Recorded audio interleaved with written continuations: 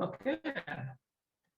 So now start the last day, which is on the relationships of the bodies. Pei Ling Zhao, and she's coming from Harbin Institute of Technology in Shenzhen.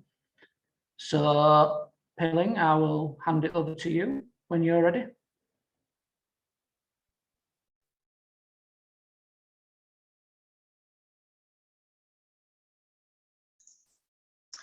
Okay. Hello, everyone. Hope you can hear me right now. Okay. So today I'd like to share you one of my research about old friend and powerful boss, doctor-patient relationship, and the therapeutic landscapes in China's primary hospitals. Sorry, did I share the wrong screen?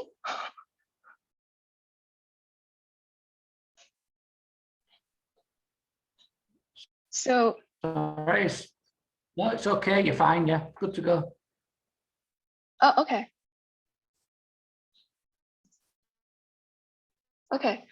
So, a positive doctor-patient relationship is believed to play a key role in the healing process in hospitals, as it has been demonstrated to increase patient satisfaction, treatment compliance, and health outcomes.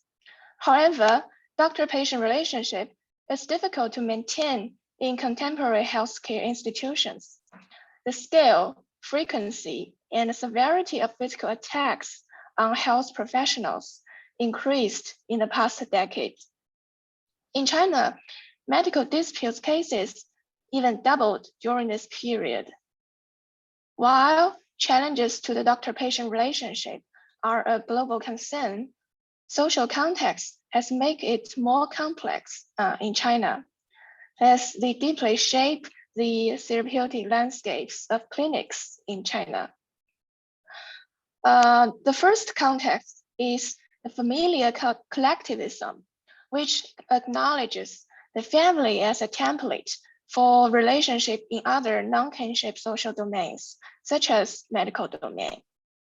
So this relationship mirrors the features of a family, including the compliance in familial relations. And the second is the bureaucratic hierarchy, a weapon of the communist state to control the professional domains since the Maoist period.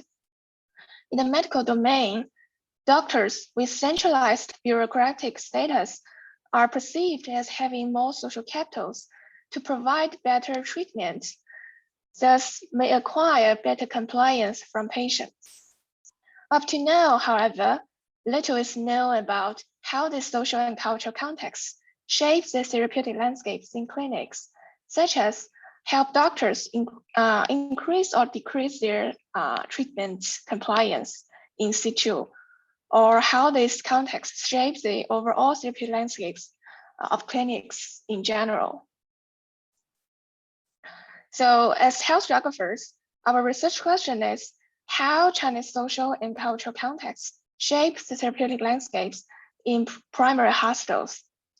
In particular, in this study, we investigate how the biomedical doctors increase treatment compliance with patients in 3 spaces of primary hospitals and provide recommendations on how to improve the therapeutic landscapes in primary hospitals in Chinese context.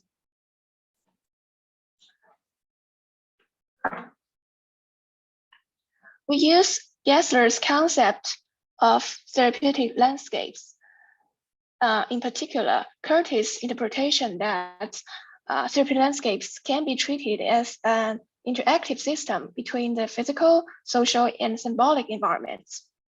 In each particular hospital spaces, the physical environment refers to the built environment, such as the arrangement of space, inside decorations, and doctor's appearance.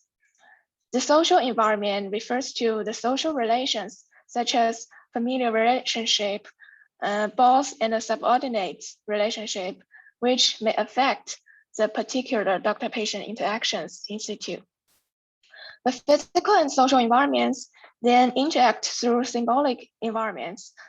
The symbolic interaction can be conversations, as well as patients' understanding of built environments in doctors' performance. It is through these interactions in and between different hospital spaces that doctor-patient relationship is built up. The treatment compliance is reinforced and the therapeutic landscape is shaped. This study was conducted in 2 primary care hospitals in China in 2017 and another one in 2019. This study focused on 3 specific spaces: the outpatient consulting room, the inpatient ward, and the manager.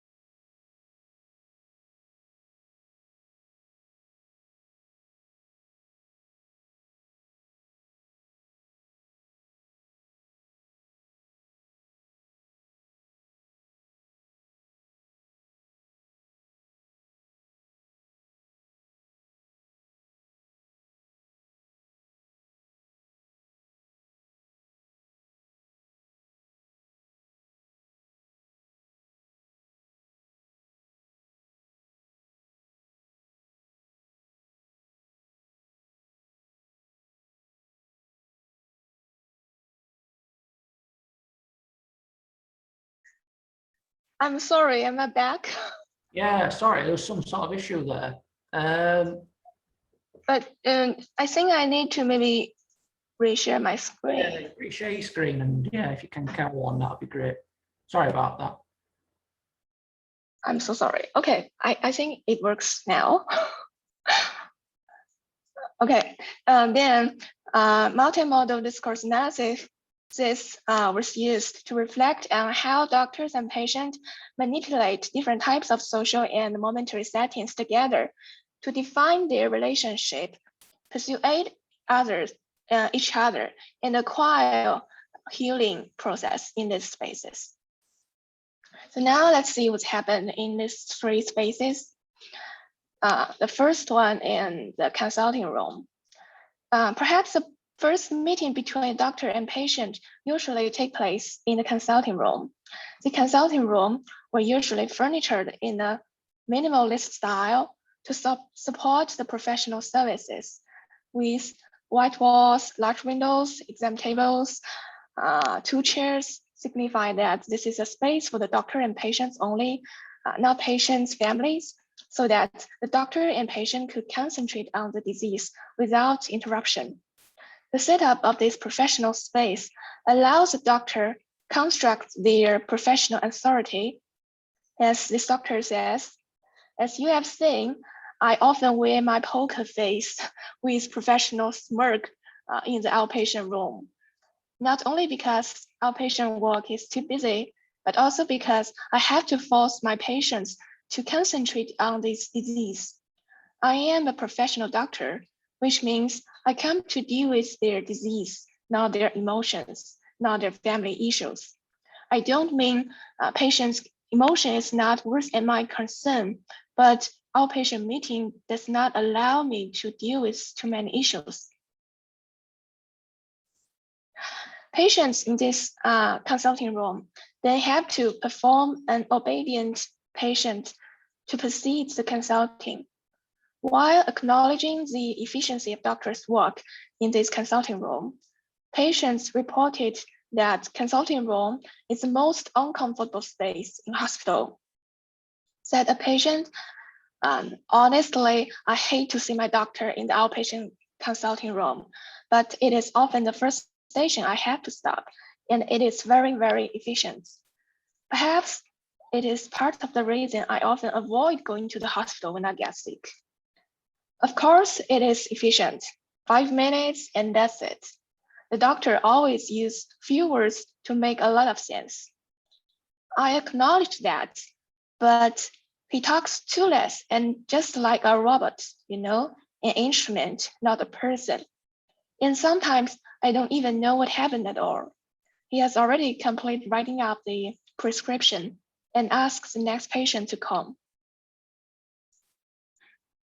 And the second space is the inpatient ward. Although most Chinese hospitals divide the inpatient center into a professional area versus a layman areas of the ward, it is still difficult to maintain this spatial division. Most spaces in the professional area are open and people can circulate freely through them.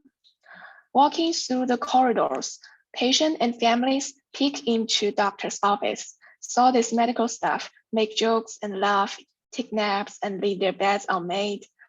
Ultimately, both the patient ward and the professional areas are integrated into the same community. A community of patients and their families. The white wall gives way to hanging televisions, towers, and clothing. Patients and families chat, play games, and watch TV together while I sleep. In this extension of the community, doctors have more difficulty performing their professional role. So these doctor interviewees state that communicating with patients as an old friend helps to increase their treatment compliance in ward. Old friends refers to the non-kinship relationship like in the families, which legitimate them to guide, support, and provide instrumental and emotional resources. As this conversation at right shows, doctors jump into patients' conversation as friends, joke with them, and listen to and echo their emotions. As an old friend, doctors often make physical gestures such as leaning forward, patting the patient's shoulder, or wiping away their tears.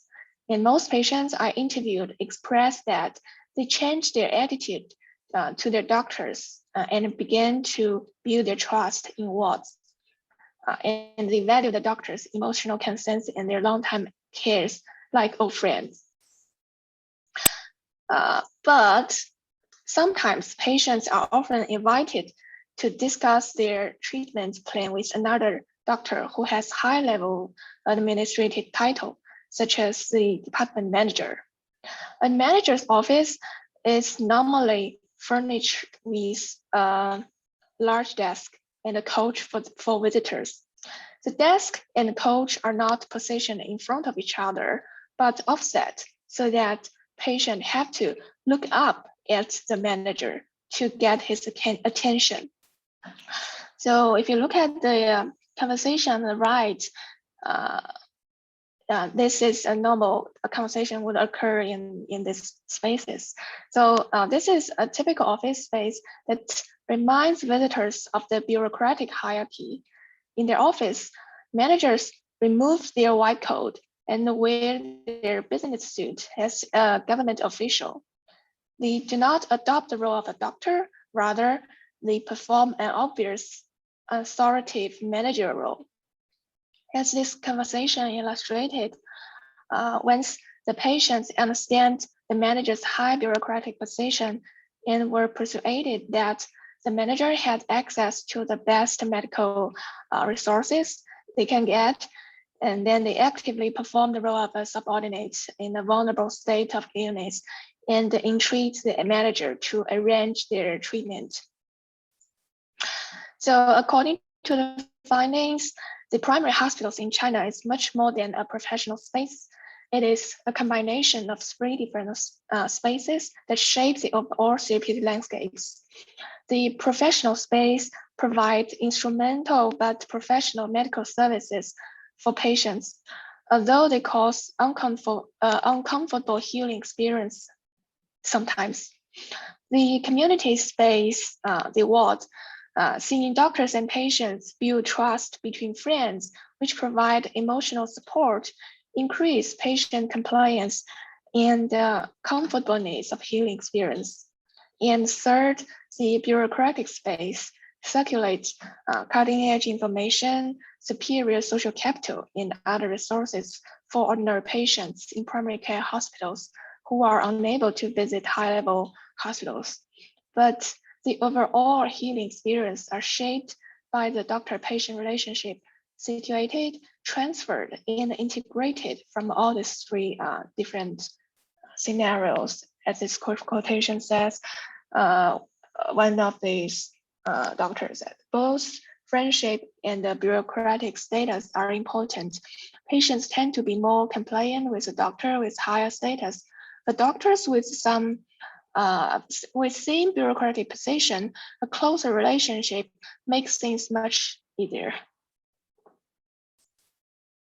However, this doctor-patient relationship is often unstable and continuously changes as doctors and patients meet in different times and spaces. So therefore, misunderstandings and conflicts in any of these three spaces will break the therapeutic relationship of the doctor and patients, and causing mistrust, disputes, and even attacks on doctors.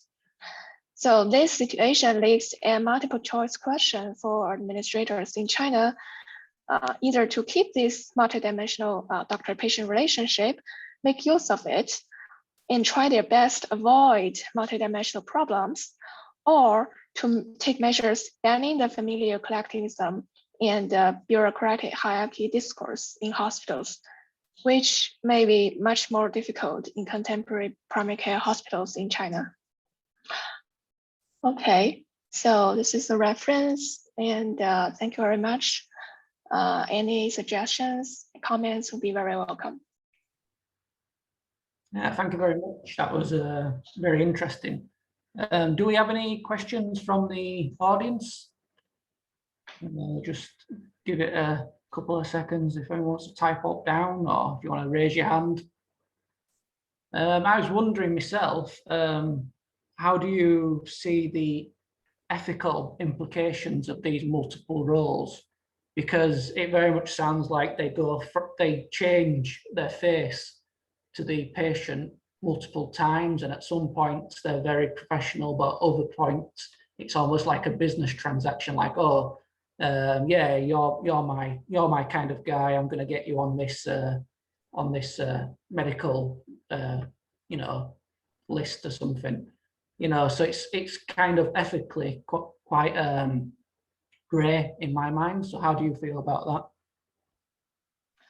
Yeah, definitely. There are quite a lot of ethical issues in these spaces, as I mentioned in the discussion part, that for these doctors in primary hospitals, they have to switch between all these different roles with patients.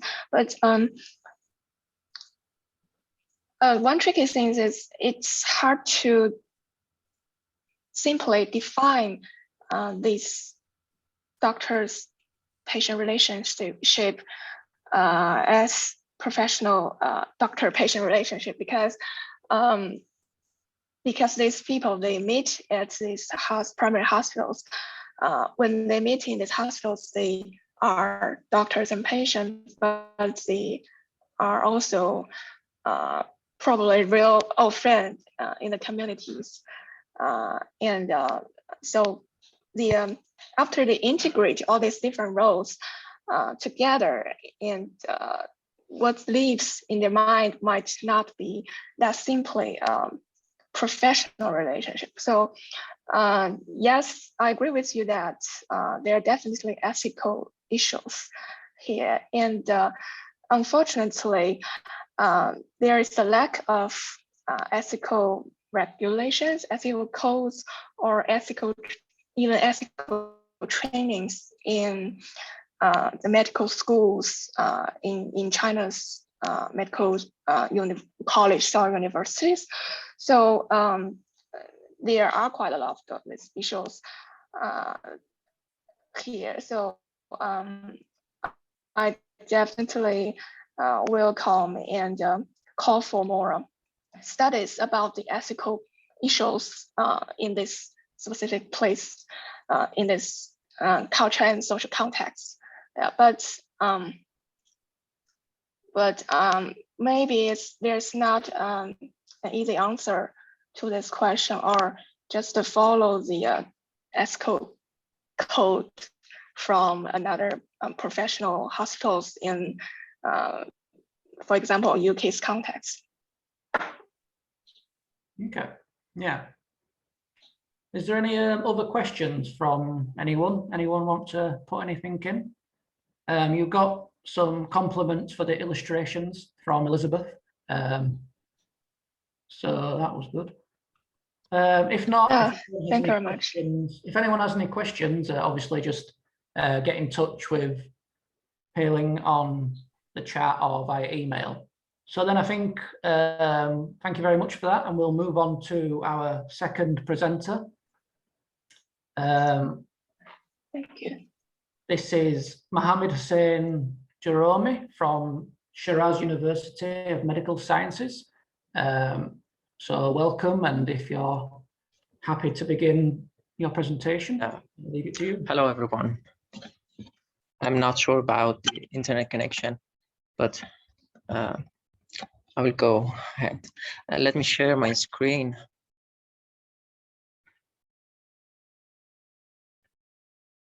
Yeah.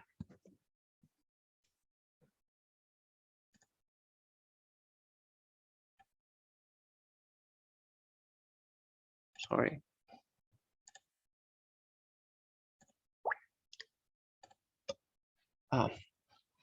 Is it okay?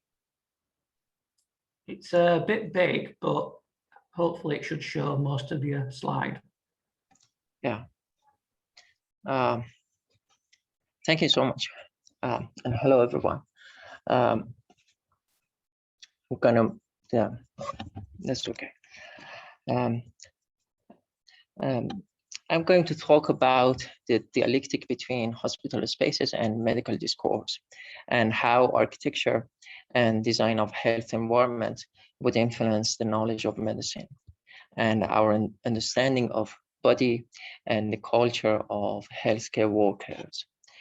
This would be an interdisciplinary approach which examines people, cultures, knowledge, power, environment, and spaces to help us understand how these factors shape one another. This research combined medical and architectural point of view to address health and body. As a doctor with anthropology background, who has been working in ICU since the beginning of the pandemic, I would draw knowledge from several other fields like phenomenology, anthropology, semiotics, architecture, and public health to depict a new picture of the dialectic between the space and the body.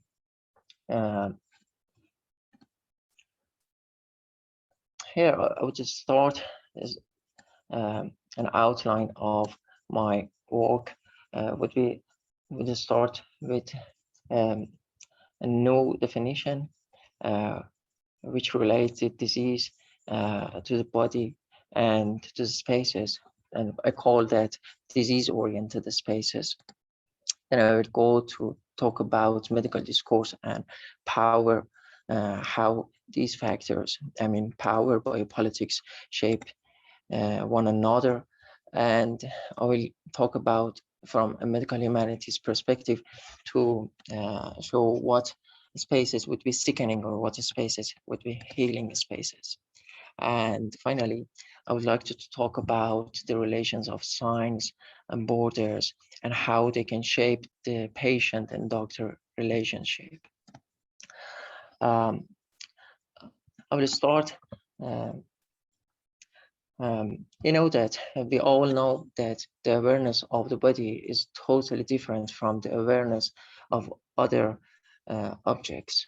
We understand that we understand our body we understand our world through our body. Here, I would like to start with Merleau-Ponty's quote on relation, and this relation. And he says, our body is not in a space like things and other objects. It inhabits. He talked about his idea of body schema and his notion of the body, lived body, and embodiment is so important to create a new landscape to address the discourse between body and space. According to Merleau-Ponty's point of view, if the subject or someone finds himself among things and objects through his bodily experience, then moments such as then other things such as status or position are of fundamental phenomenological importance. The presentation of the question of embodiment as the context of the subject's fundamental experience at the same time doubles the importance of the discussion of place. You know, the place is in constant dialogue with the body. And I want to show a simple scenario in our own experiences. For example, suppose a man wearing surgical mask complaining of his left shoulder trauma enters an acute and emergency department. The X-ray may reveal left lower lobe of his lungs involvement with a viral infection. At the beginning, it was just a suspected case of traumatic injury to his shoulder, but currently it would be a suspected case of COVID-19, for example. This is a simple, repetitive scenario in my own daily work, especially nowadays in the age of COVID. It is surrounded by, suppose that he start to going through analyzing or maybe admitting in the hospital. He will find himself surrounded with different commands, different signs. He will be surrounded with a new architecture called hospital. He will be surrounded with no entry signs, turn right or turn left, or maybe lines dictating where to go, how to reach the laboratory or radiology department. This is what we call these lines and these distinct colors, or what we call the distinctions of zones and spaces in hospital.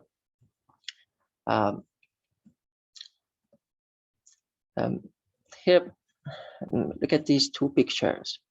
The start point would be the right one. The right picture, these are all your, for example, suppose yourself going with a complaint from abdominal pain, and the pain started last night, followed one episode of projectile vomiting. You have no appetite, and you think that that would be such benign gastroenteritis. In the next few hours, you will find yourself laying on a bed in the operating room on the medical staff, and the medical staff is anesthetizing you due to appendicitis. How your own bodily experience, according to Merleau-Ponty, changed during this afternoon, these couple of hours, from this corridor to this, frame, to this frame that you see, that surgical mask. How you will change your understanding of your body. You will understand that you have a neglected,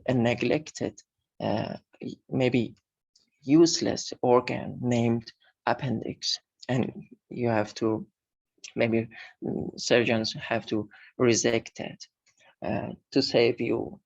It may seem funny, but it shows how the subject define himself, and the subject in his subjectivity define in medical context, and how a human being conceive and embody himself through lived body. Ignored organs in functional cavities, abstract organ categorizations in medicine, becoming a reality in patients' experience of hospital life. Weeks after the first day of admission, for example, in a chronic admission, you can understand, according to my own experience, you can understand a change in the patient's point of view and understanding towards their body. They became aware about their organs and even electrolytes like sodium and potassium. They shape a new bodily consciousness and form maybe a type of alienation. Anyway, as I told you, I will talk about disease-oriented spaces, and I would like to ask you, suppose yourself in a cosmetic surgery clinic, which is so prevalent in Iran, for example, and maybe in other worlds. You will find yourself again surrounded with different posters, different pictures and figures of perfect bodies without any, look at those painless injections. You will understand that that's not a reality that would be painful, but you will think that you will maybe feel guilty about your own body. You will understand that there is a change needed to apply to my own body, to reshape my own body. I want to talk about Umberto Eco in his Architectural Semiotics. Umberto Eco deals with the important issue of how a building enters the semiotic system of our mind. To answer this question, Eco analyzed the relationship between the function of the space and its form and shape. You know, the form itself is so connected to the function of the place. From the Eco point of view, the function of the building is a kind of relationship, or in other words, the function of the building is the main factor in creating a relationship between the person and the building.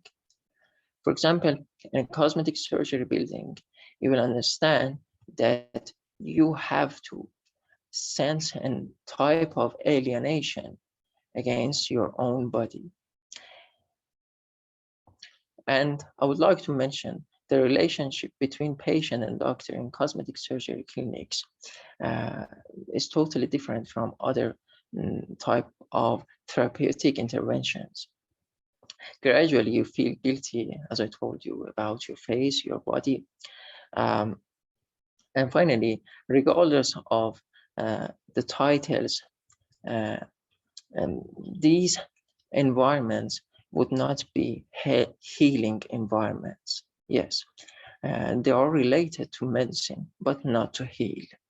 To medicalize non-medical aspects of human life, to make a new subject for the medical discourse, to emphasize the false dichotomy of healthy and unhealthy person. Although you know that you're not unhealthy, you're not ill, but you feel that false dichotomy, and you think that I should take an action. These places, as I told you, are disease-oriented spaces, and we can call them maybe a sickening environments. The next slide, I would like to talk about the intensive architecture. As I told you, I'm working in COVID ICU since the beginning of the pandemic as a general practitioner, and I would like to address other maybe aspects of humanities to my practice. When you look at these pictures, you will understand that what do we call intensive care. We do have a critically ill patient. Therefore, we need to monitor and we need to have an intensive approach towards body. But I would like to add a new notion from the French philosopher Michel Foucault. According to his notion of panopticon,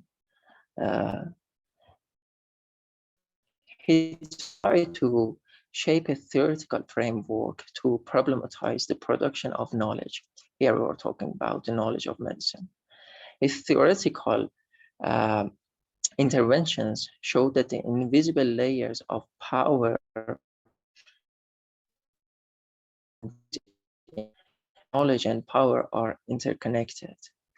What do you remember from these panopticon? As I've written here, he describes a prisoner of a panopticon as being at the receiving end of asymmetrical surveillance.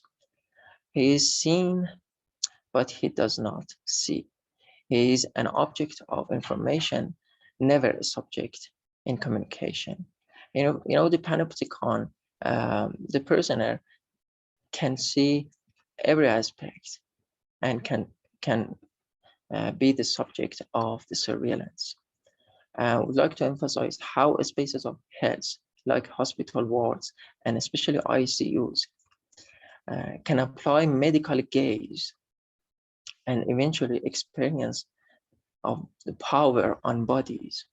In the current, according to my research, I would analyze the relationship between medical discourse and this type of cultural studies. I mean by cultural studies, the culture of biomedicine, modern biomedicine. I'm sorry for maybe rushing through this slide, but here you can see some pictures of other types of panopticon. You know, the intensive care and critically ill patients needs constant, maybe daily and or even hourly monitoring and surveillance. So therefore, there will be no wall, no separation, no even private room or private space provided for patients.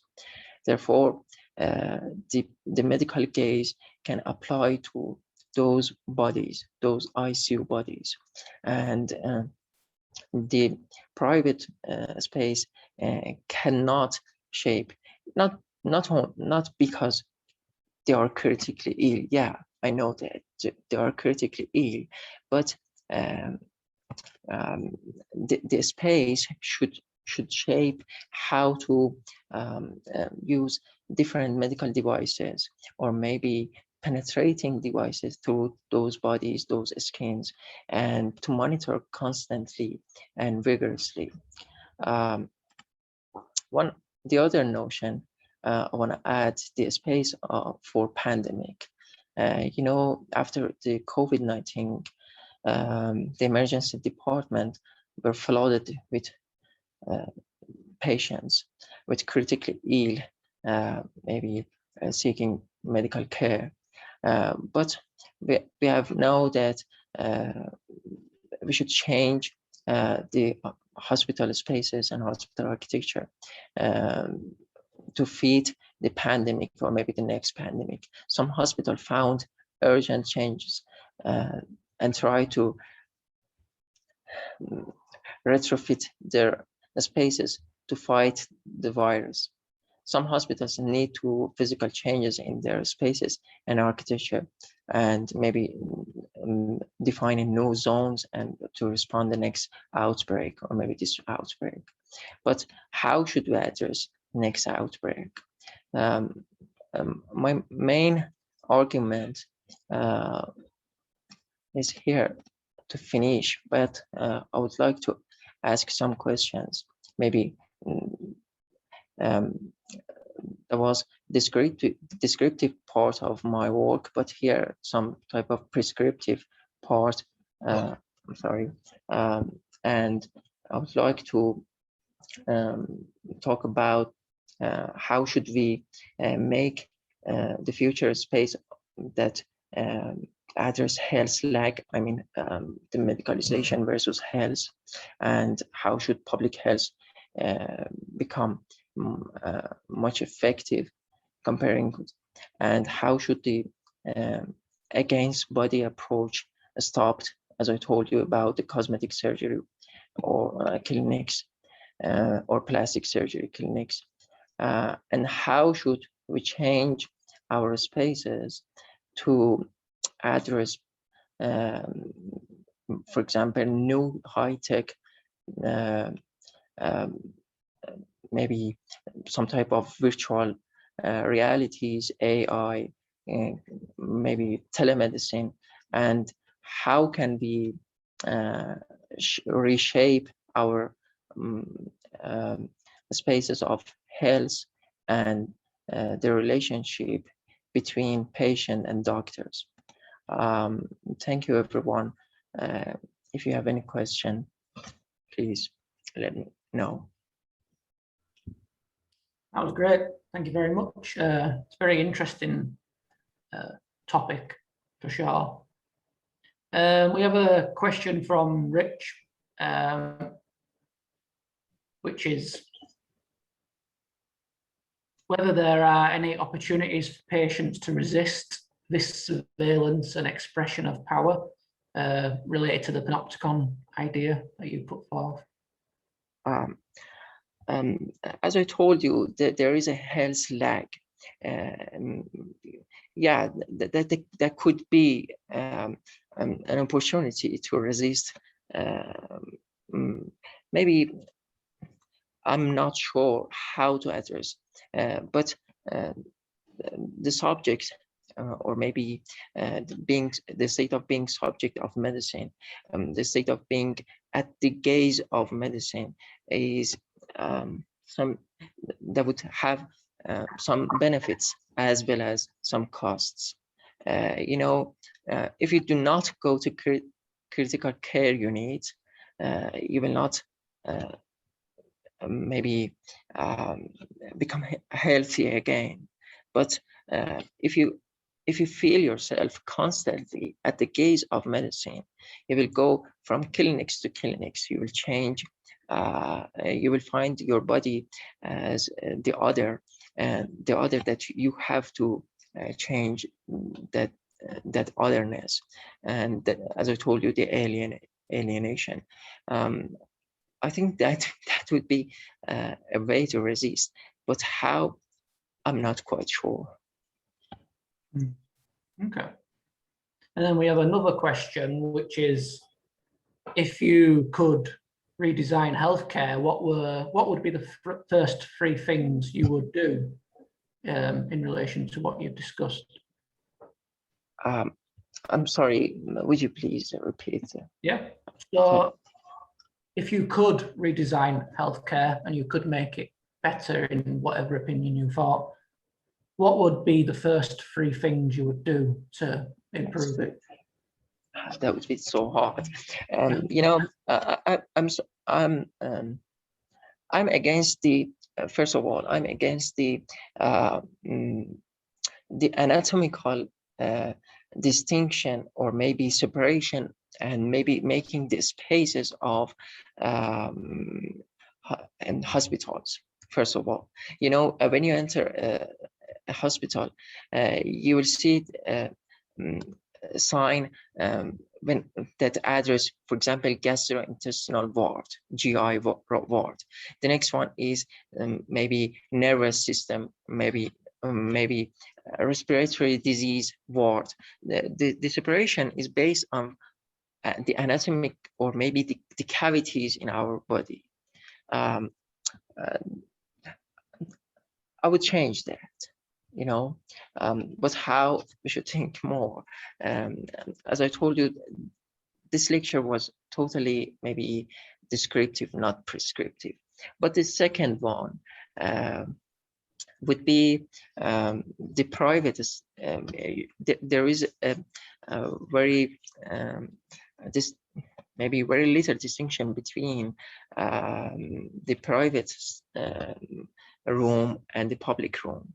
How to reshape or redesign spaces to not only to feel in a private state, but not totally separated from the world, especially from the nature, you know, and the naturalizing of, I'm not sure about the word, but the naturalizing of the hospital spaces would bring about maybe some type of catastrophe. You will find yourself after 1 or 2 months in maybe because of, for example, hematologic disease in hematology or oncology ward, then you will have no relation with the nature. You will have no window. You will have no maybe natural ventilation of the room. That should be changed. Unfortunately, some of the modern hospitals are being changed. The third one, remember when the COVID started in Wuhan, China,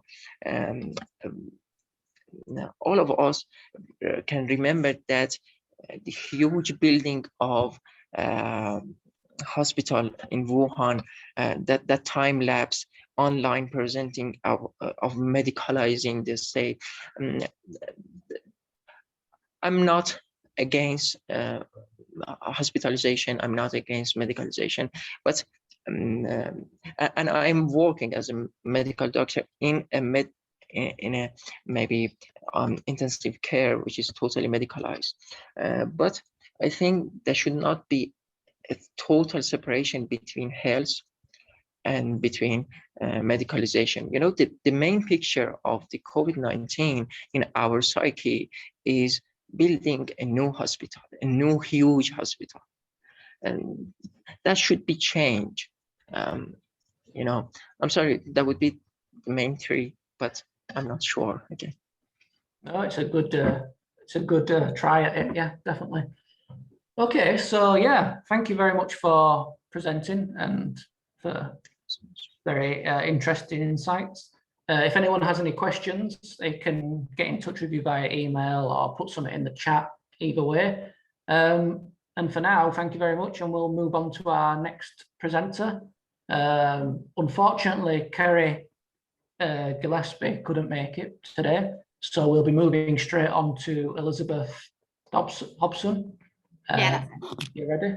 Yeah, 1 second. I don't know if I'm co-host because I had to drop out earlier.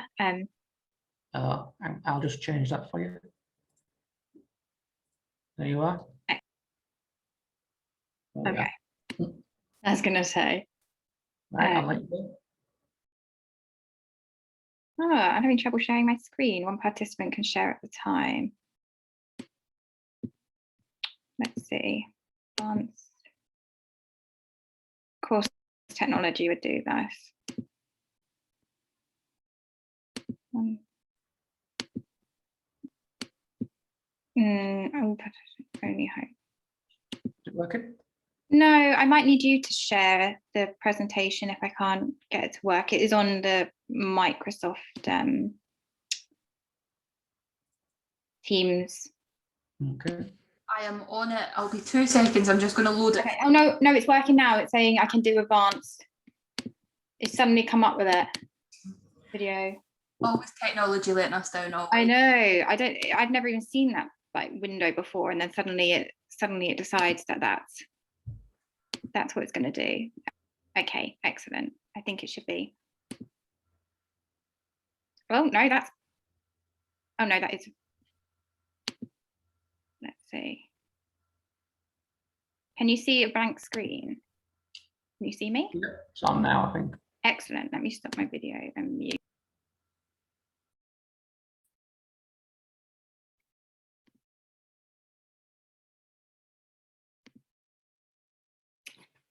Hi, hello everyone. I'm Lizzie Hobson and I'm a cultural geographer and a PhD candidate at the University of Exeter.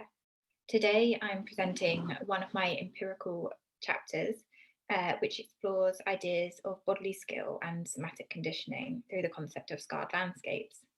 This work draws on an 18-month placement with an aerial arts company where I trained in aerial silk and aerial lyra.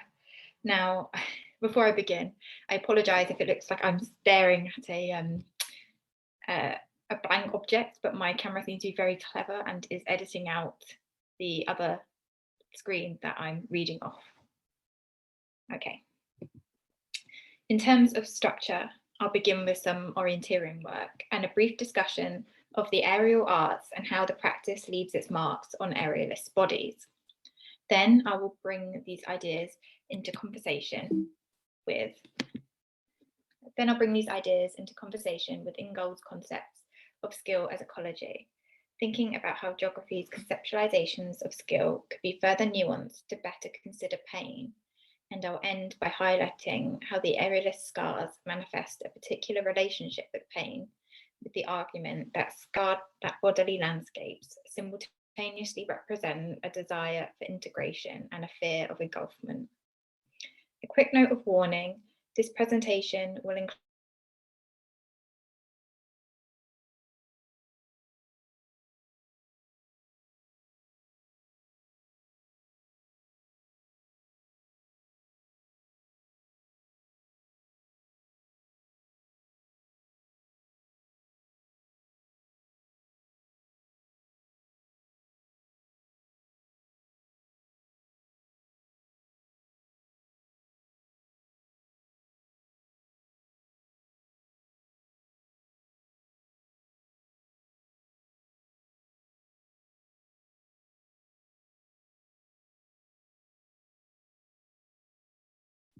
Wow, it also just completely stopped.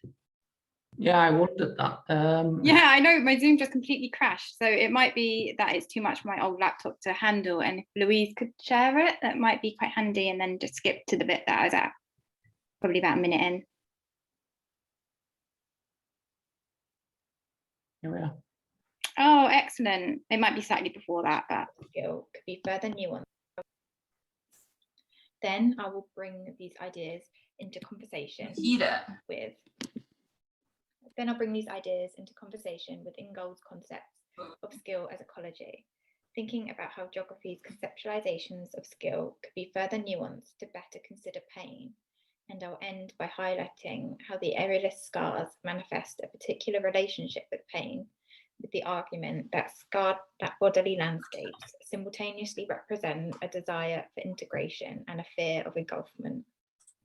A quick note of warning, this presentation will include some discussions and visual imagery of bruising that you may find uncomfortable and want to excuse yourself from.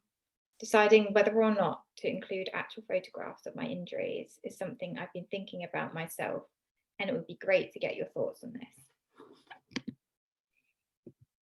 Working with silk and steel comes with a measure of violence.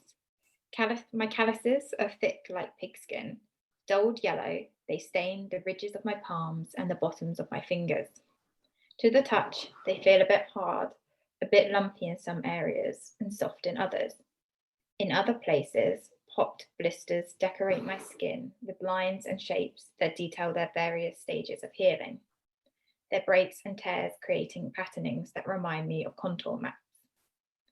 I work with materials that stock a heaviness, which, once wrapped around the body, can feel uncomfortably restrictive, and so the buildup of hard skin is expected when training in aerial.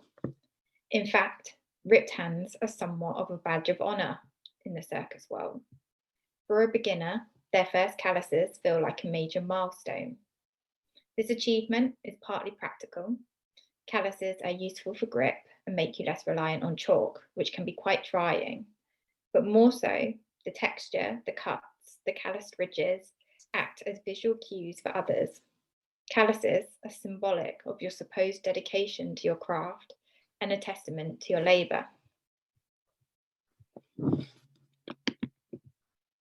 Before I began to work with silk and steel, I worked with other materials. When I worked with clay, I could push it with my hands and smooth it with my fingers. When I worked with wood, I felt restricted by the rigidity of the material. I couldn't push it around, I could only carve it or cut it. Working with silk and steel is like forming clay, except that these materials are much tougher. I have to use my body as a tool to shape it. As I move, some of the material will move with me, and some will move against me. This trait makes the medium perfect for depicting figures. Silk stretches like skin. It folds and billows like muscle and fat. When it comes to circus, there's patterning to the woundings. Beginners practicing aerial silks tend to develop dark burns on their palms and wrists from sliding down the silk. It's a giveaway that they're yet to develop the upper body strength and endurance to climb up the silk and then climb down again without sliding. If you practice lyra, you'll likely burn and bruise your knee pits from hanging from your knees, and bruise your lower back from back balances and straddles. In their texture, bodily surfaces embody tactic intelligence. Here, damaged skin acts as an embodied memory between aerialist and apparatus. An experienced aerialist knows from their wounds that silk tension dictates the number of wraps necessary for a safe climb, and that a bamboo hoop might require chalk for better grip. My work is an experiment in altering my own perceptions of what silk and steel represent as materials. As I move, I balance silk and steel's heavy presence with space. I watch for the material's reaction to certain processes. As I push them, I push myself, listening and trying to understand the inherent properties of these materials and what they want to say is central to the craft. The longer one's relationship with a material, the more flexible the bounded form of that material becomes. It is precisely because skill is relational that it is also precarious. Silk and steel have their own agenda. They never stop surprising me. Each practice seems to have its own kind of emergency energy within it. Overconfidence is the mark of a novice. Worn hands know that however prepared one may be, to practice any skill means exposing oneself to the befalling of things. As an aerialist, you may find your way attentively and responsively, adapting your practice to your environment. Sweat is something I must manage if I'm to practice aerial safely. To do this, I use grip aids to extend my senses. If I'm practicing wraps and knee climbs, I choose textured cotton leggings for their grip, and I avoid slick, slippery fabrics. I cover my hands with chalk if my grip becomes slack, and wrap my hoop with sticky tape to increase my traction. The remnants and imprints left behind on the skin of a body trained somatically raise the question of what it might mean to be skilled. Here, the dominant academic argument follows an Ingoldian tradition, where one is thought to acquire skills through the development of bodily competence. Building on Ingold's idea of taskapes, Rachel Hunt referred to the production of skill competence or refinement as skillscapes.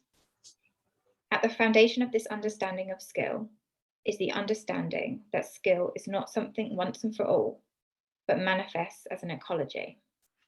Skill practice cannot be reduced to a formula, but is learned through sensory corrections and the continual adjustment of tuning of movement in response to the emergent task with qualities of care and dexterity. I want to set my own train of thought at tangent to Ingalls in a way that extends conceptions, characterizations, and applications of skill within and beyond geography to better account for the relationship between skill and pain. Exploring pain helps question what and how it is that we learn, and yet is rarely talked about in geography in the context of skill. The exception here is perhaps Merrill Patch's work, which touches on skill's fruitful connections to pain through the themes of grotesque, macabre, and death in her engagements with the specialist skills of the taxidermist and feather makers. By examining how craft is worked through bodies in the past and the present, Patchett highlights the importance of the bodywork of taxidermists and feather makers and the lives, deaths, and afterlives manifest in their crafts. Pleasure and pain begin to blur. Unhelpfully, the same aerial trick often has several different names, and most studios or instructors come up with their own names for variations. A particular favourite sequence of mine was one we called the vomit, because it involved one end of the silk constricting the body tightly around the stomach before you placed your body's weight on the side of your belly. You could perform this trick on an empty stomach, which would help, but there was no way that you could practice this move without some nausea.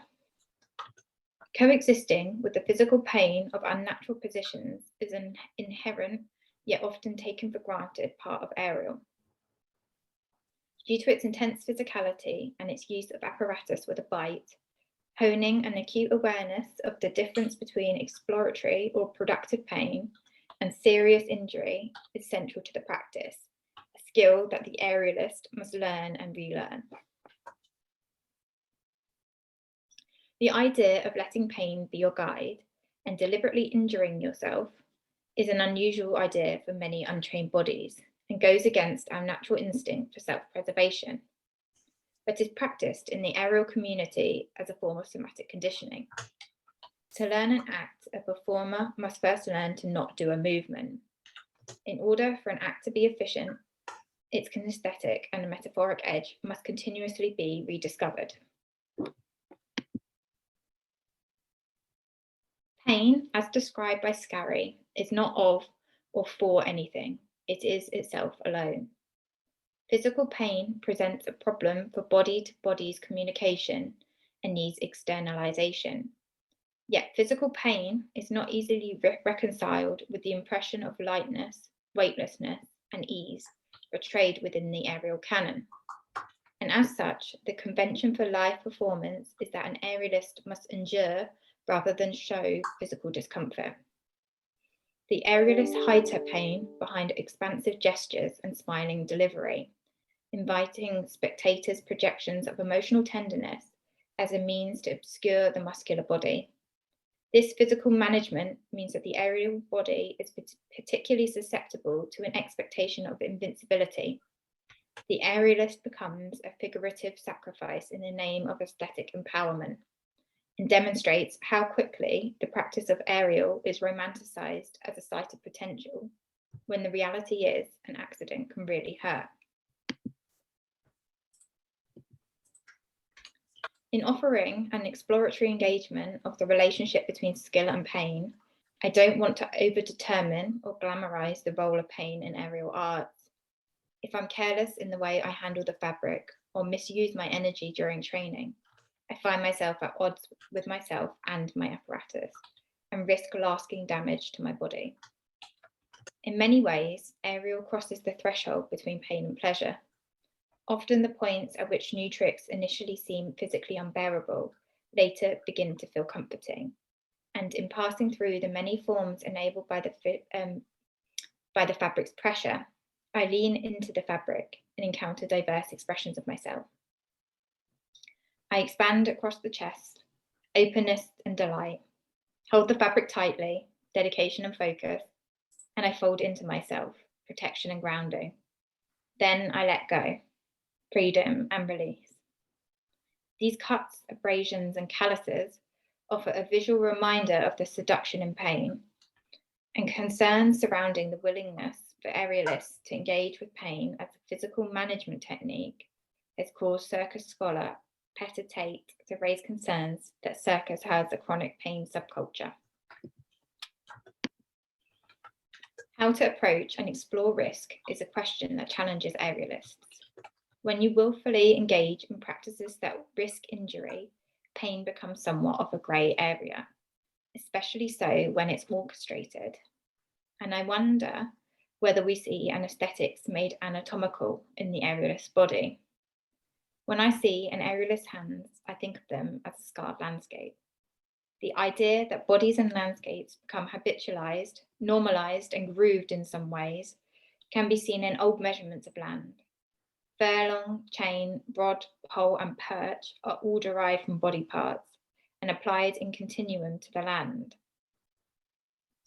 Worn bodies materialize the submission of form to function and offer stories of wounding and healing. Ripped skin to reform is a regenerative practice. It speaks to a belief that suffering now leads to fulfillment later, and a tendency to glamorize struggle as the labor and craft. But there's an aesthetics to looking at scarred landscape, a beauty in horror. A long-standing theme amongst landscape photographers, scarred landscapes are usually associated with industrial ruin or war. But the concept has also been used as a motive by landscape photographers to look inwards for regenerative practices.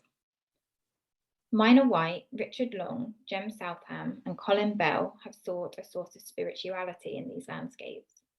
So I end with this thought: both dystopic and utopic, scarred landscapes are spaces of despair and dereliction, but also of hope. They offer a kind of Gothic mood, an effective landscape of the uncanny, and speak simultaneously to a desire for integration and a fear of engulfment. Thank you so much for listening. Here are some of the key references I use to make these arguments. Yeah, thanks again. That was great. Very interesting. It's not something that I've ever sort of looked into, but it's very interesting, definitely. Does anyone in the audience have any questions for Elizabeth?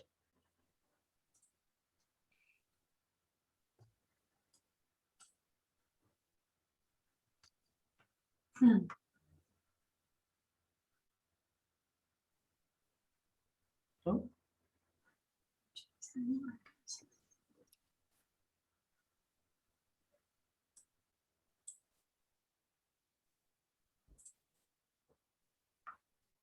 I think it's interesting, the point, sort of the last point you said about like architecture and that sort of relationship.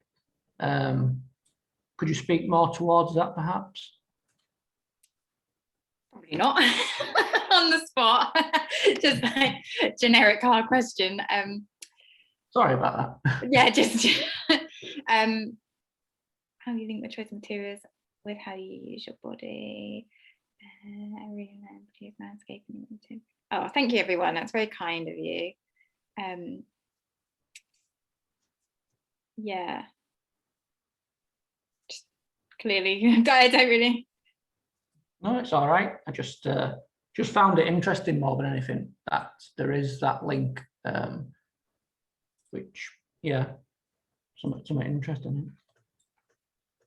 Okay, so I think because coming towards the end of the day, maybe people are getting a bit tired and that. If anyone has any questions for Elizabeth. Oh, not Rich. Just Oh, popped. good. Thanks, Rich. More about sweat. I can tell you lots about sweat. Yes, I agree. I want to take some kind of like not X-ray photos, but along that kind of style of my absolutely disgusting sweaty t-shirts to put in. But when COVID happened, my studio closed down and it's only just reopened. So I do plan to actually put pictures in of sweat. So yeah, I'll look into that. I'm not actually, I think I vaguely knew this reference and then it's gone to the side for ages. And mostly positive outcomes from research of people feeling much.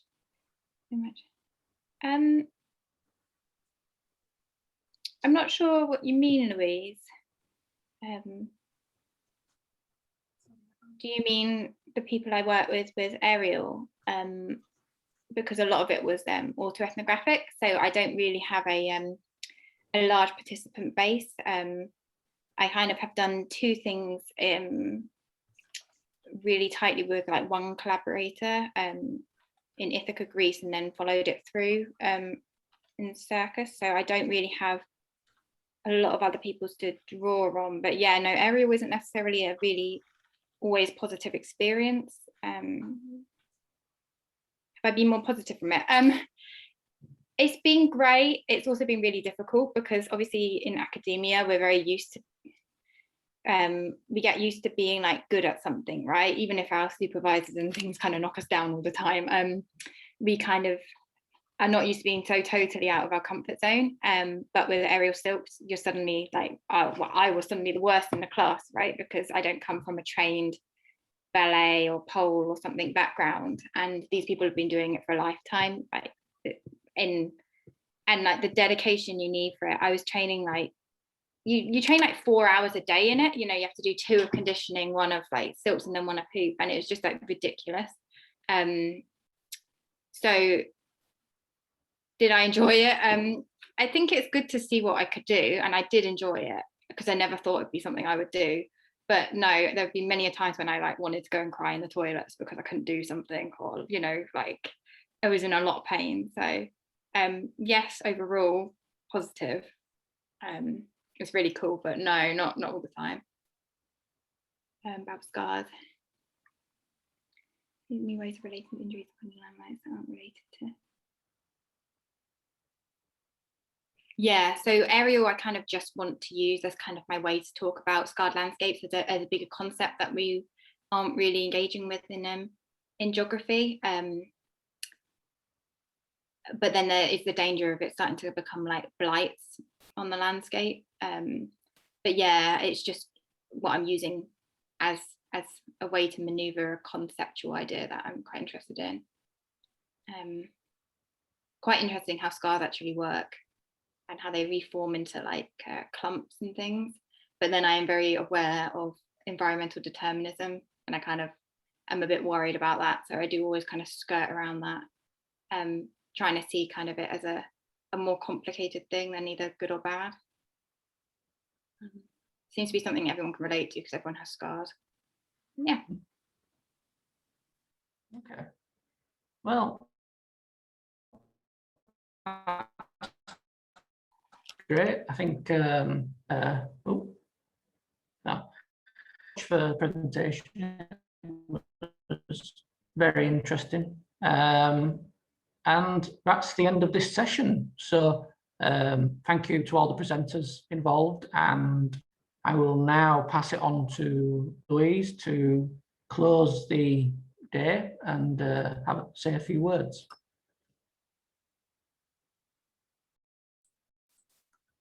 Thank you so much. Like, it's been like a really interesting day. Every session's been so interesting, and I've genuinely really enjoyed it. Unfortunately for you, you've got me kind of back again to kind of say a few words just to kind of close everything off. I'm hoping you can see my slides. Just tell me if you can. I love a slide, and we all know this by now. But I just wanted to say thank you so much, especially to Rich and Mike. Both personally, they have really guided me through my PhD journey, and I'm very appreciative and fortunate to be able to work with them in different capacities. So thank you for taking part in the conference, supporting myself and others who you always come across, and I'm sure other committee members would also reinforce this appreciation for both of you as well. But also making that vital change to be able to make an impact from the research that you're doing as well.